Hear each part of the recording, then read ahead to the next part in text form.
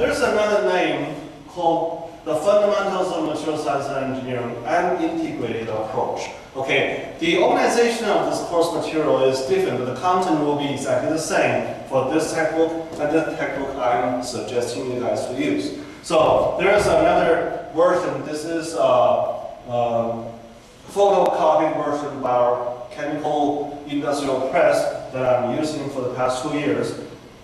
You can also borrow that to read. And also I'm suggesting you guys to read, if you still have time, the engineering material technology that can be borrowed from our library. And also there's another Chinese version of the similar material. It's called the metallography and heat treatment. That's a textbook I was using when I studied this similar course. So this is a very nicely written textbook so that you can use. And also I'm going to give out a lot of handouts in class or post some of the course materials on the course webpage. These are materials for you to read as reading materials. Okay, so this is something about the textbook. Now, about course webpage. Course webpage is an online learning resource. Okay, so here I'm giving you 2 course web pages. The first one is the web page that I'm using last year.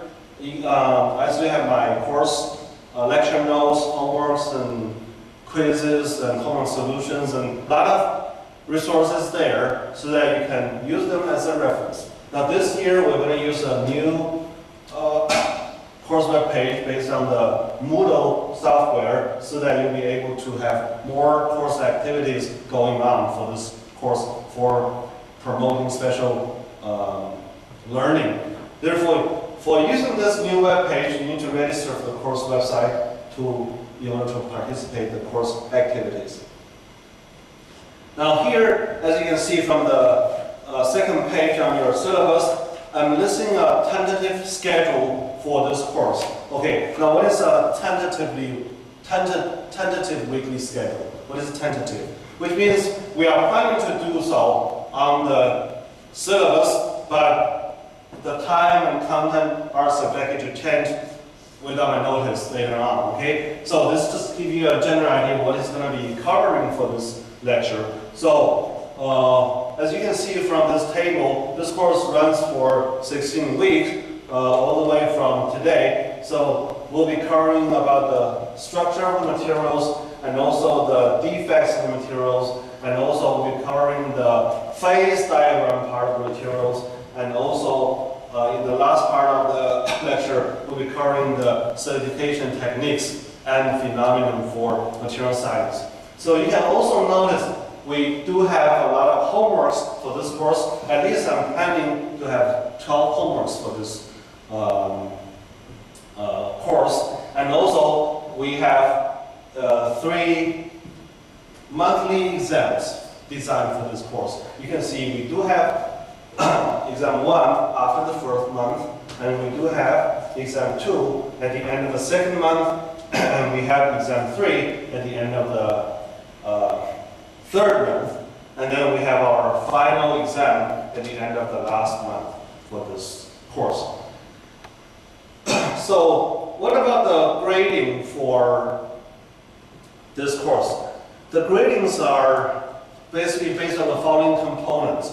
We will have 5% for attendance, so if you come to this lecture every time and be very active in class and listen to me carefully and smile at me, and then your attitude is very positive, I'm going to give you the 5% for this attendance. And then there will be 15% for homework, 10% for quizzes.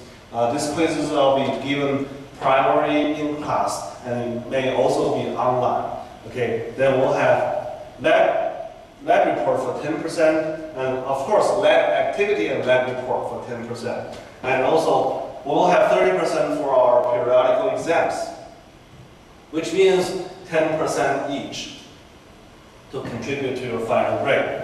Then We'll have a 20% for final exam. So final exam is a small portion of the grade for this course. So make sure you accumulate all your necessary scores before the end of the semester, so that you don't rely on the final exam for the pass of your course. And there's also 10% for term paper. I'm still debating what kind of assignment I'm going to give you as a term paper.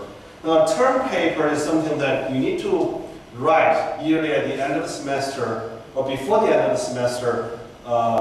It's a kind of a comprehensive, big homework for you to write. So for the first year I'm teaching this course, I asked the students to write a term paper based on their understanding of the structure, defects, phase diagram, certification technique of a particular material they are interested in. Now, the second semester I was asking students to write reviews for different chapters. So I'm still thinking for term paper schemes for this semester. I'll let you guys know later on. Okay. Now, so this is a breakdown of the grading. And then I need to talk about requirements and rules for this course. What is required for attending this lecture? Okay, what are the rules when you sit here listening to me? Okay, so before I go through these rules, I asked you to look at all these little figures on the slides. What does this mean? Here, what does this mean?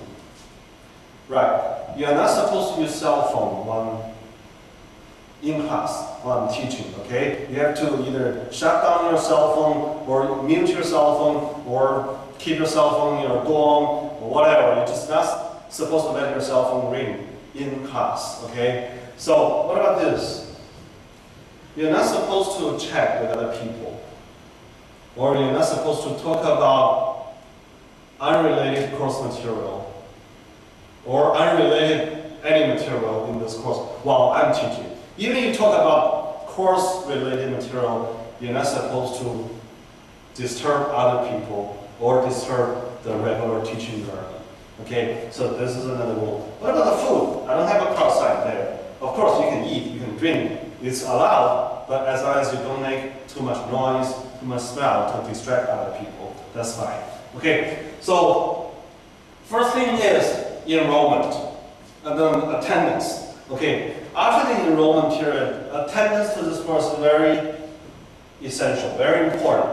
Okay, I ask everybody, please come to each lecture of the course. Okay, so if you have some unavoidable reason that you must miss a class, please do let me know in advance. I'm always emphasizing this in advance. It means you have to let me know before, ahead of time. Don't just come, just disappear unless let somebody tell me that you just cannot come. This is not an acceptable reason.